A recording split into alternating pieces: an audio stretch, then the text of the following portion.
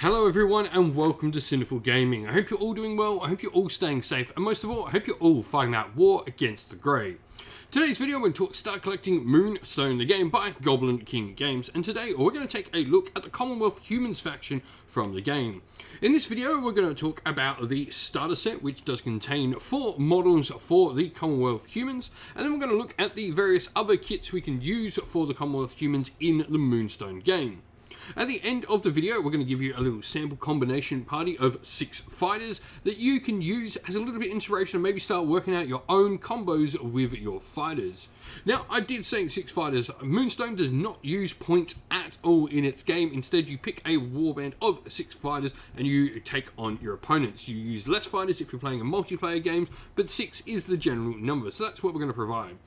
So, with that said, to start with, we have the starter box, and the main character in this is Baron von Fancy Hat. The names for these characters in Moonstone are amazing. Baron von Fancy Hat has a nice melee of 5 with a 2-inch range, arcane 3 and evade 0. His longsword allows slicing and piercing melee damage to be dealt at +1, and his plate armor reduces all non-magical damage coming into him by -2, so he's just pretty solid all round in a fight. His Rallying Cry ability is an 8-inch pulse where you can use it once per game. Energy on other friendly humans within the pulse is restored up to the number of blue dots currently remaining on their health bar. Now, what this really does is generally when your party is quite wounded, he can up their points of energy that they have. You generally lose energy as you take more wounds in Moonstone, so this is just going to allow you to get more out of your fighters when you're lower on health. Now, reload is for his shoot pistol. This effectively allows him to reload his pistol. Shoot pistol is his arcane ability, which is once per game unless reloaded. Then you can use it again once per game unless reloaded. Target suffers X +1 impact damage with an 8-inch range. Now, Eric the Squire joins him, and we've just done the fate of Eric's. There's going to be a brand new Eric miniature coming out as well soon. Now, melee 3, arcane 3, 1-inch range on his melee, and a -1 evade. Really nice. The Squire ability is really cool, where other friendly soldiers within 4-inch get +1 melee stat, and friendly nobles within 4-inch get +2 melee stat. Baron von Fancy Hat is a noble. Now, Leather Jerkin reduces all slicing and piercing damage by -1, and then he's got his My Hero ability for 2 energy. Target Soldier gains 1 energy, or Target Noble will gain 2 energy. This is really cool to use on Baron von Fancy Hat. His Field Medic ability allows you to heal up to X wounds on a target soldier or noble. We then have Flintlock, who is another soldier available to you. Melee 3 with 1-inch range, arcane 3, no evade. He's got his dagger, so piercing melee damage is at +1. He has a reload ability for his musket as well, which is his special arcane ability once per game, unless reloaded. Pretty much the same as Baron von Fancy Hat. Target suffers X +2 impact damage. Now he has a couple of extra abilities. Once per turn he can use Take Aim for an energy, which increases his arcane stat by +1 until the end of turn, or Look Out, where target friendly character's evade stat is reduced by -1 until the end of turn. Lastly, we have Friar Flavius, who is a model specific to the starter set. This is how you get him. He has melee 4 with a 2-inch range and is a human cleric. Arcane 3, evade +1. His natural padding ability allows him to reduce all incoming not impact damage by -2. And bludgeon, if this character deals slicing or piercing melee damage, he doesn't do any damage, but if he does any impact damage, it's all increased by +1. His Divine Intervention, when an enemy targets this character with an arcane ability or uses an arcane ability within 4-inch of this model, if you resist, hand includes 2 or more catastrophe cards, you may reveal them to cancel the ability and inflict the catastrophe result on the active character regardless. Now, he's also got Spiteful as well. When this model causes 1 or more wounds to an enemy, it restores 1 wound as well. He can also do a nice little bit of healing where he can target any friendly hero to give them X +1 wounds back. And so, next up, let's take a look at the other box sets we have available to us in Moonstone, the game, for the Commonwealth Humans. And the first of these is the Administration of Justice. And this contains Sir Guillemot Poppycock, Old Cadders, and Tabby the Librarian. Now, first of all, Sir Guillemot Poppycock. He is a human noble with melee 4, range 2-inch, no arcane, and +1 evade. His Warhammer allows him to deal no damage with slicing or piercing melee, but any impact damage he deals is at +2. His plate armor, much like Sir Baron von Fancy Hat, is all magical damage reduced by 2 against him. And then Ornithopia, whenever a goblin character ends a move engaged with this model for the first time this turn, it must discard 1 energy if able. The Governor rule allows friendly soldiers within 6 inch to gain +1 melee stat, which is pretty cool. Now, his Yell Out Commands is his other ability where you can move target friendly non-noble 1 inch. If the target is a friendly soldier, move it 2 inch instead, and you may only target each character once per turn with this ability.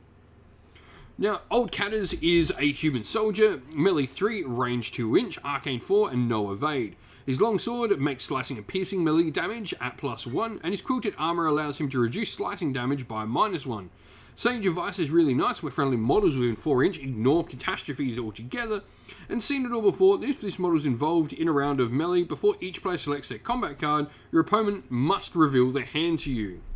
Lookout is a nice ability where he can reduce the invade by -1 until the end of turn, and he can also do some healing with his nice Field Medic Arcane ability.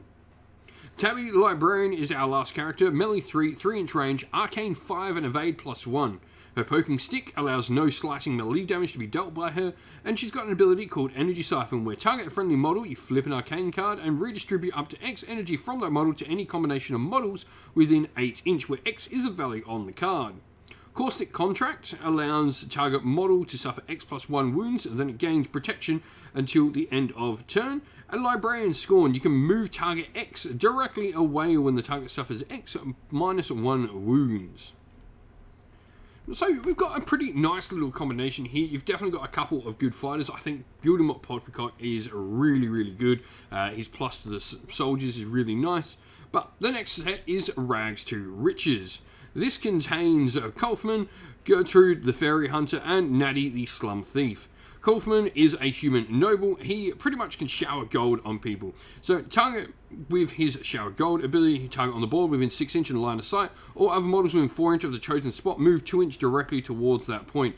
Kolfman player chooses the order of the moves. His money bag ability allows you to place a 30mm diameter bag of gold token anywhere within 6 inch in line of sight of its model. This token remains in play, but it is immediately removed if any model in base contact with it. Whenever another model takes a jog or step action while within 6 inch of the line of sight of the bag of gold, it may not end up move further away from the bag of gold than what it begun, because it must go and pick up that bag of gold. His arcane ability is a generous offer. Target model loses possession of one of its moonstones it's carrying, and the character gains possession of the moonstone, as effectively pays for the moonstone from them. Gertrude the Fairy Hunter with melee 4 and range 1 inch, and arcane 5 with no evade.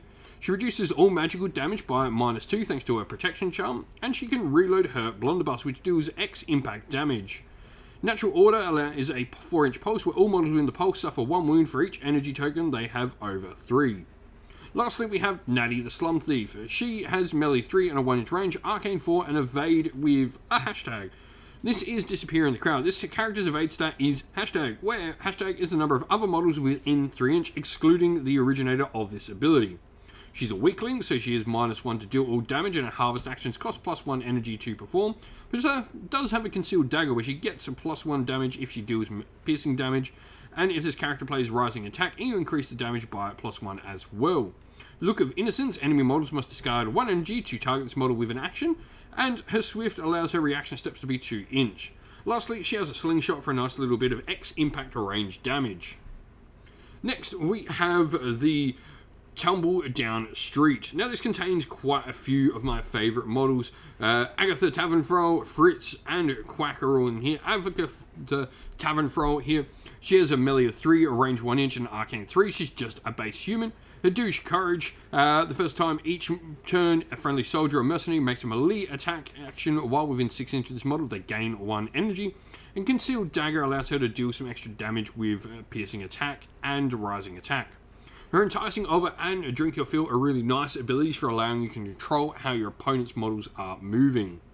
Fritz, on the other hand, is an absolute beast of a fighter. Melee 4, 2 inch range, no arcane, and evade +1. His greatsword allows all slicing melee damage to be increased by +3, and impact or piercing is increased by +1. His Intimidate ability allows you to literally intimidate someone and make them move away from you, and stand back all other models within the pulse move directly 1 inch away. He's also got a predictable combatant rule where During a round of combat, before each player selects their combat card, you must reveal your hand to your opponent, as Fritz literally doesn't care what your opponent's doing, he's still going to beat them. Quack, on the other hand, is a human wizard and cleric with melee 2 and a 1-inch range and arcane 5.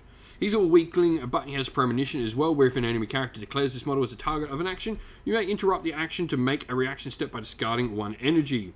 His foresight allows you to give target human +2 arcane, and he can do a bit of healing and also blinding to your opponents. Lastly, we have Sir Hogwash. He's a pretty solid fighter, human, animal, and soldier with melee 4, 2-inch range, no arcane, and +1 evade. His hunting spear allows you to do piercing or slicing damage at +1, and if this character deals melee damage against an animal, you increase the damage by +1 as well. He's also a -1 with all damage that comes into him by impact or magical damage thanks to his sun shield.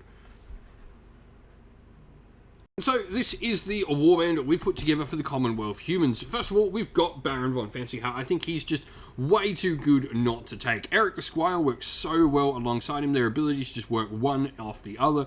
They really are the perfect little combo. Flintlock provides you with a nice little bit of actual long range. Meanwhile, Klaus is another really solid fighter. Sir Guillemot Poppycock is in there as well. He provides so much to the soldiers, which is Klaus, Flintlock, and Eric. And then Agatha is just a really nice support piece to have with a little bit of extra abilities in there, and also able to control your opponent's models with her enticing offer and other things as well.